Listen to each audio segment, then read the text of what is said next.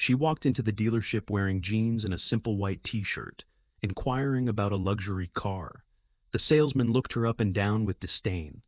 "I'm sorry, but I think you're in the wrong place," he sneered, gesturing toward the exit. "These vehicles start at $300,000. As other staff members snickered and customers stared, her face flushed with humiliation. She left without a word. The next morning, a gleaming Rolls-Royce Phantom pulled up outside the dealership. When the back door opened, the salesman's jaw dropped. He never saw it coming. The prestigious Boston luxury motors sparkled under the morning light. Glass walls showcased a fleet of exotic vehicles that most people would only dream of owning. Porsche, Bentley, Aston Martin, Ferrari, each more expensive than the last. Margaret Collins, Maggie to those who knew her, stepped through the doors, her brown ponytail bouncing slightly with each step. Her simple white t-shirt, well-worn jeans, and minimal makeup reflected a woman who valued practicality over presentation. At 35, she exuded a quiet confidence that came from knowing exactly who she was. What wasn't apparent from her modest appearance was that Maggie was the founder and driving force behind the Collins Foundation for Children with Disabilities, an organization that had transformed thousands of young lives. Years before meeting her now husband, she had built the foundation from nothing, pouring her heart and education in special needs development into creating real change. As she entered the showroom, her eyes immediately fell on a sleek midnight blue coupe, perfect for her sister's 40th birthday. Caroline had always dreamed of owning a luxury car, and after beating breast cancer last year, Maggie wanted to give her something truly special. She could easily afford it. Her foundation success and personal investments had made her comfortable in her own right, though few knew that. Across the showroom, Blake Thompson adjusted his blue tie and straightened his navy suit jacket. As sales manager, he prided himself on being able to spot serious buyers instantly. At the sight of Maggie in her casual clothes, he smirked and nodded to his colleagues. This would be amusing. "Good morning." Maggie smiled at a young salesman named Daniel who approached her. "Welcome to Boston Luxury Motors. I'm Daniel. Is there something specific you're interested in today?" Before Maggie could respond, Blake smoothly intercepted.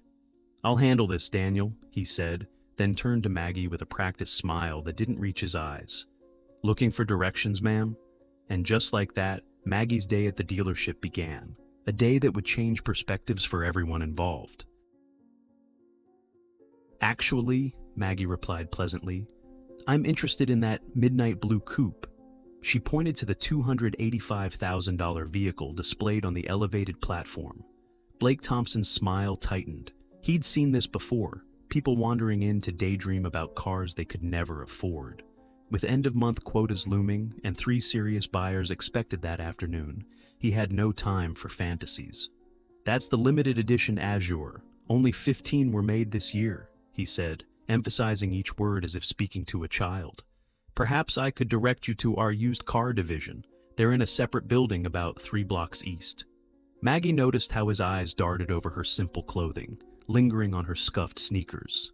She was accustomed to such judgments. Most people had no idea she deliberately chose this way of living, finding freedom in simplicity despite having access to immense wealth. "I'd really like to learn more about this one," she persisted politely. "Is it possible to see the interior?" Blake's expression soured. Behind him, 2 salesmen exchanged knowing glances. "The Azure is by appointment only," he lied smoothly. "Our serious clients typically schedule private viewings." Just then, a couple dressed in designer clothing entered. Blake's demeanor transformed instantly.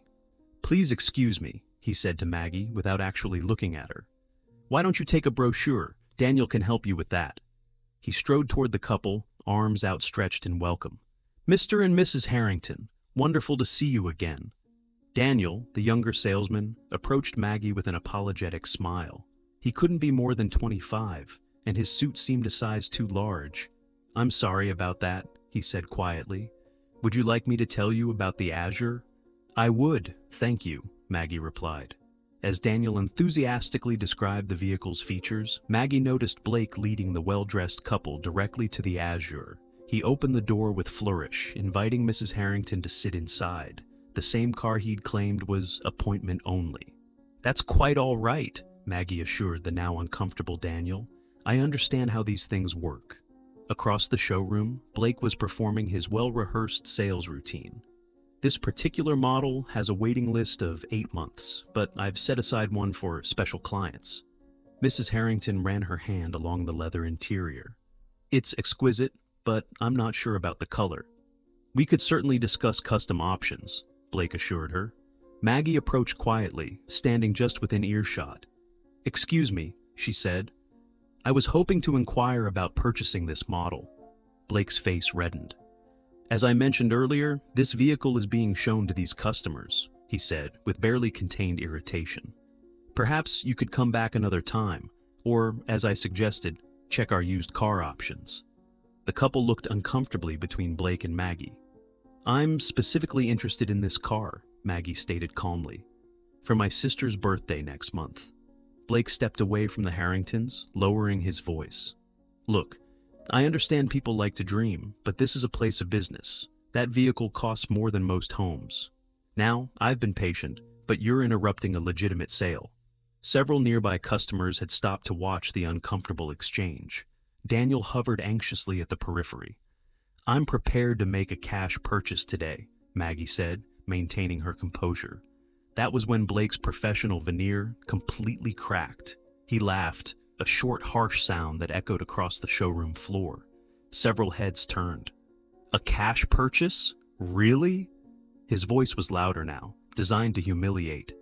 "This isn't a yard sale. We're talking about $250,000. People who can afford these cars don't dress like—" He gestured dismissively at her outfit. "That." Maggie felt her cheeks flush, not from embarrassment, but from a slow-building anger. Not for herself. She'd experienced such treatment before, but for anyone who had ever been judged by their appearance. "I believe my money is as good as anyone else's," she said quietly. Blake stepped closer, towering over her. "Let me be clear," he said, no longer bothering to hide his disdain. "You are wasting my time and embarrassing yourself. Either make an appointment for a serious discussion, dressed appropriately, or please leave the premises." The showroom had gone silent. The Harringtons had stepped away from the car, visibly uncomfortable. "Is there a problem here?"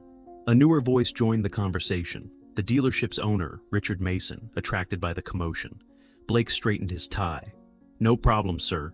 Just explaining to this lady that we operate by appointment for serious buyers." Richard Mason assessed the situation quickly, taking in Maggie's simple appearance and the watching crowd. His expression made it clear which side he was taking. "I see," he said. "Ms. Collins," Maggie supplied. "Margaret Collins." "Ms. Collins, perhaps there's been a misunderstanding. Our clientele typically, well, they understand the exclusivity of our vehicles." "I understand perfectly," Maggie replied, her voice steady despite the humiliation burning in her chest. "Your sales manager has made your policies quite clear." Blake stepped forward again, his voice dripping with condescension. "If you're genuinely interested, which I doubt, you can call for an appointment. But I'd suggest bringing proof of funds and dressing the part. These cars," he gestured around the showroom, "are for a certain class of people." A murmur rippled through the onlookers. Someone snickered. Maggie looked around at the judging faces, at Blake's smug expression, at the owner's tacit approval of his employees' behavior. She'd faced discrimination before, but rarely so blatantly, so publicly. "I see," she said simply. With dignity intact but spirits bruised, she turned and walked toward the exit. Behind her, she heard Blake's voice, not quite quiet enough. "Some people just don't know their place." As she pushed through the glass doors into the morning sunlight, Maggie pulled out her phone. The humiliation stung, but a small, resolute smile formed on her lips as she dialed. The Collins estate sat on 5 quiet acres outside Boston, its understated elegance revealing nothing of the billions behind its ownership. Alexander Collins preferred it that way. At 41, the tech visionary had revolutionized renewable energy storage technology, building a fortune while maintaining a deliberately low profile. When Maggie entered his home office, Alexander looked up from his desk, immediately setting aside his work. 15 years of marriage had taught him to read her expressions with precision. Something was wrong. What happened? He asked, moving around the desk to meet her. Maggie sank into a leather chair, the morning's events washing over her anew. It was educational, she said, with a wry smile that didn't reach her eyes. She recounted the experience at the dealership, the condescension, the humiliation, the blatant discrimination. As she spoke, Alexander's expression darkened, but he remained silent, giving her the space to process. It's not about me, she concluded. I have the privilege of walking away knowing the truth. But how many people get treated that way every day without the comfort of knowing they actually could afford what they're being denied? Alexander nodded thoughtfully. In their years together, this was what had always moved him most about Maggie, her consistent concern for others even when she herself had been wronged. So, what would you like to do about it? He asked finally. Part of me wants to do nothing, she admitted. Just buy Caroline's gift elsewhere. But then I think about that young salesman, Daniel, who treated me with respect regardless of how I was dressed. And I think about all the people who face that kind of judgment without having any recourse. She looked directly at Alexander. These people need to understand that worth isn't determined by appearance. But I don't want vengeance. I want awareness. Alexander nodded slowly, a plan forming. I think I might have an idea that accomplishes both. Nothing too dramatic, Maggie warned, knowing her husband's protective instincts. No buying the dealership and firing everyone. Alexander laughed. Nothing so cliché, but maybe... He leaned forward, eyes twinkling. A little education is in order. Together, they crafted a plan, not for revenge, but for enlightenment. Something that might change perspectives more effectively than simple retribution. Are you sure you don't want to come along? Alexander asked when they'd finalized the details. Maggie shook her head. This isn't about me needing to witness their comeuppance. It's about them learning to see beyond appearances. She paused, then added with a smile, but I expect a full report. As evening settled over their home, Alexander made several phone calls, setting things in motion for the following morning. Tomorrow would bring a powerful lesson in humility and the danger of assumptions. Not just for Blake Thompson, but for everyone at Boston Luxury Motors. If you're enjoying this story, hit that subscribe button and join our community of story lovers. Now, let's get back to see what happens next. And dos state besierto. The following morning arrived with picture-perfect weather. Blake Thompson entered Boston Luxury Motors with a confident stride, straightening his signature blue tie. Yesterday's incident with the underdressed woman had become an amusing anecdote he'd shared over drinks with colleagues. Another delusional dreamer thinking she belonged in the world of luxury. The showroom gleamed under carefully positioned lights, exotic cars arranged strategically to maximize their allure. Blake had just finished the morning staff meeting, emphasizing the importance of qualifying customers properly. Remember, he'd instructed the sales team, our time is valuable. We cater to a specific clientele. It's not elitism, it's efficiency. Daniel, the young salesman, had remained quiet during the meeting, his discomfort evident. Blake made a mental note to have a word with him about proper customer assessment. At precisely 10:17 a.m., the distinctive purr of an exceptional engine drew attention outside. Through the floor-to-ceiling windows, a vehicle unlike any other glided to a stop directly in front of the main entrance. Conversations halted mid-sentence. Even Blake, typically unimpressed by luxury vehicles given his daily proximity to them, felt his pulse quicken. A Rolls-Royce Phantom, extended wheelbase, but not just any Phantom. This was a custom model with a unique midnight blue finish that seemed to shift colors in the sunlight. Conservative estimates would place its value north of $1.2 million. Is that... Richard Mason, the owner, had emerged from his office, drawn by the sudden silence. Bespoke Phantom, Blake confirmed, already moving toward the entrance. Extremely rare configuration. A uniformed chauffeur exited the Rolls-Royce and walked around to open the rear passenger door with white-gloved precision. From the vehicle emerged a man of commanding presence, tall, impeccably dressed in a tailored suit that whispered rather than shouted its five-figure price tag. His salt and pepper hair was perfectly groomed, his posture effortlessly authoritative. Blake's salesman instincts kicked into overdrive.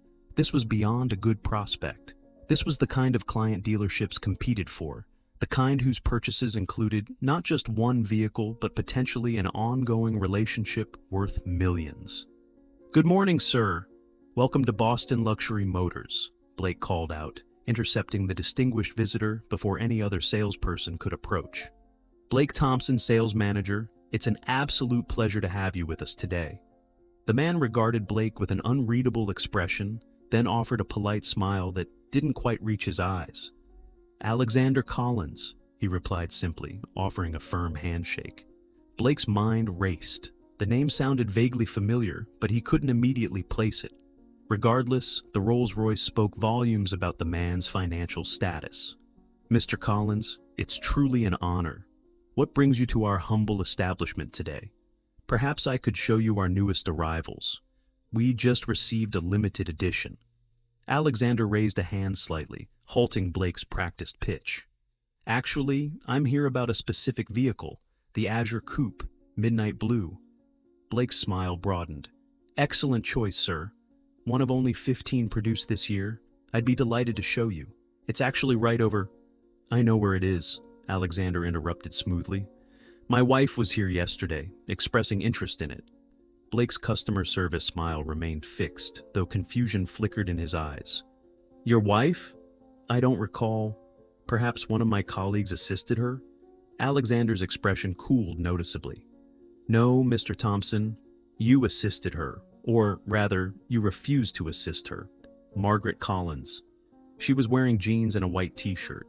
You suggested she might be more comfortable looking at used cars." The blood drained from Blake's face as realization dawned.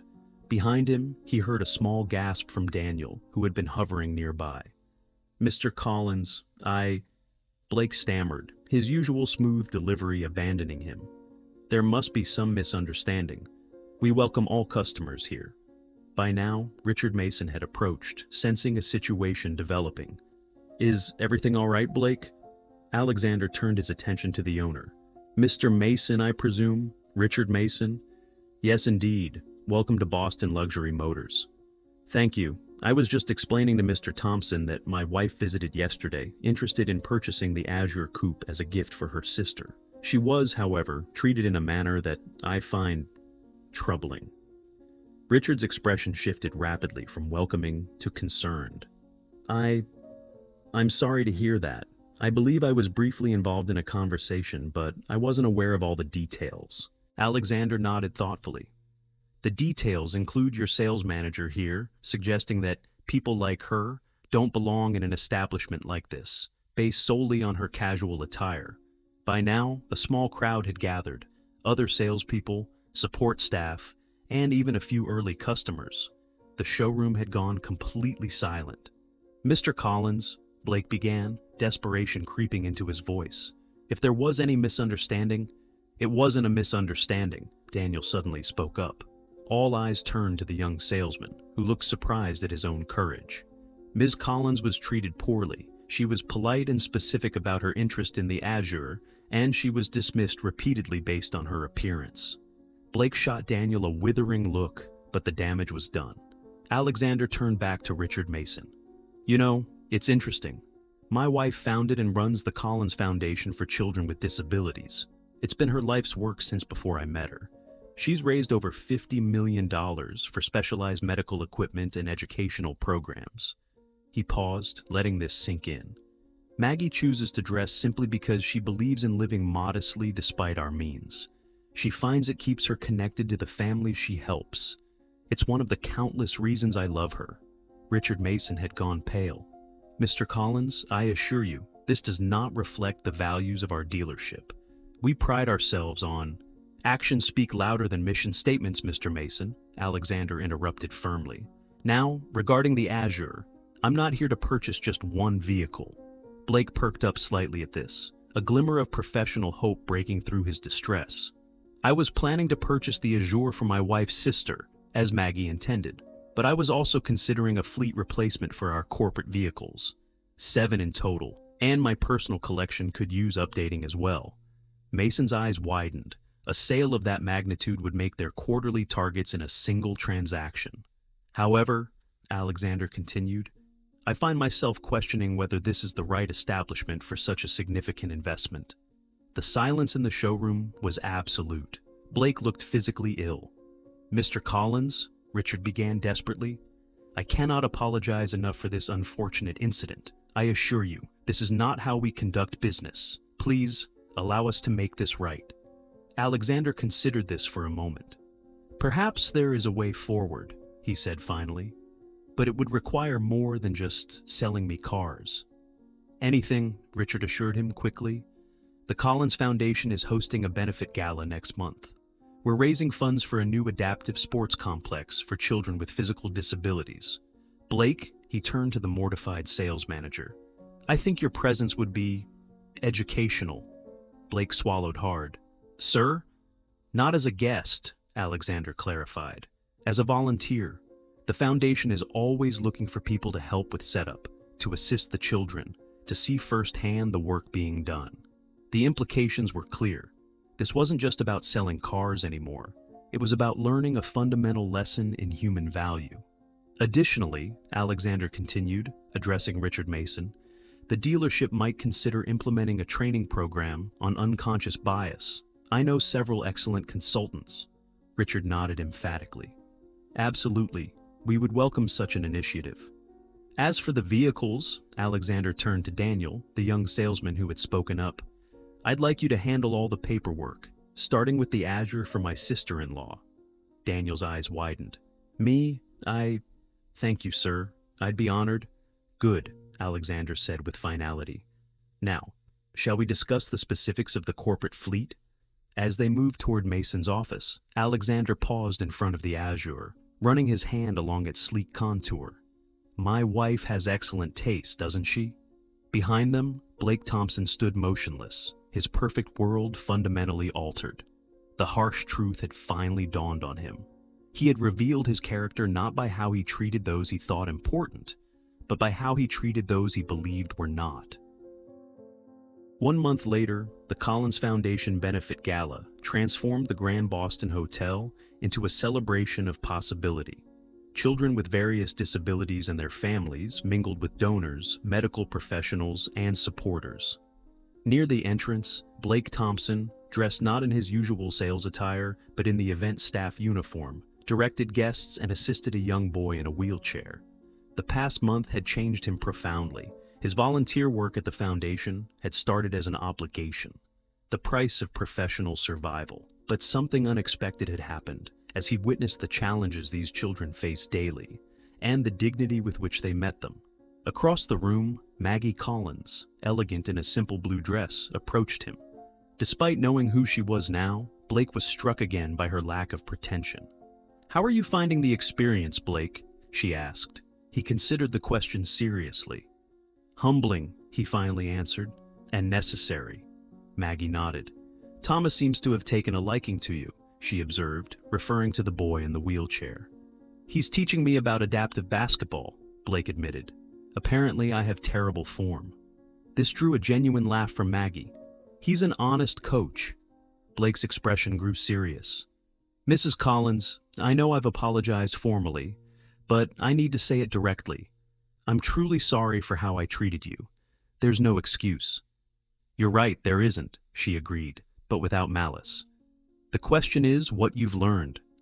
That worth isn't determined by appearance, position, or possessions, he said thoughtfully, and that everyone deserves respect until they prove otherwise, not the other way around. Good lessons, Maggie acknowledged. Expensive ones too, I imagine. Blake nodded ruefully, thinking of the substantial business the dealership had lost when Alexander Collins decided to purchase only the Azure and not the additional fleet. Worth every penny, he replied sincerely. Across the room, Alexander joined them, placing a gentle hand on his wife's shoulder. Blake was just sharing some of his insights, Maggie explained. Alexander nodded. I hear you've become quite involved with the adaptive sports program. Yes, sir. In fact, I've signed up to continue volunteering after my required period. He hesitated, then added, and I've been working with Mr. Mason on revamping our customer approach at the dealership. No more qualifying by appearance. I'm glad to hear it, Alexander said, then surprised Blake by adding, which reminds me, That corporate fleet I mentioned, we're still in the market. Perhaps you could handle that transaction? Daniel speaks highly of how you've been mentoring him. Blake's expression registered shock before settling into genuine gratitude. I would be honored, Mr. Collins. Truly honored. Later that evening, as the event wound down, Blake watched Maggie and Alexander Collins working the room, not flaunting their wealth or influence, but connecting genuinely with each child and family. He reflected on how completely his perception had been transformed. A month ago, he would have dismissed someone like Maggie Collins based on her casual appearance. Now he understood that true value ran deeper than designer labels, luxury cars, or executive titles. As Blake helped Thomas back into his wheelchair after a photo session, the boy grinned up at him. "You know what, Mr. Blake? You're pretty cool for a grown-up." Blake smiled. "Coming from you, Thomas, that's the highest compliment I've received in a very long time." And he meant it. We all make judgments based on appearances, don't we? But as Blake Thompson discovered, looking beyond the surface can reveal extraordinary people and life-changing opportunities. If this story resonated with you, please hit that subscribe button and join our community of story lovers. We'd love to hear your thoughts in the comments below. Have you ever misjudged someone based on their appearance or been misjudged yourself? Your experiences might inspire others. And remember, the true measure of wealth has nothing to do with your bank account. It's about how you treat others when you think no one important is watching. See you in our next story, where another powerful lesson awaits.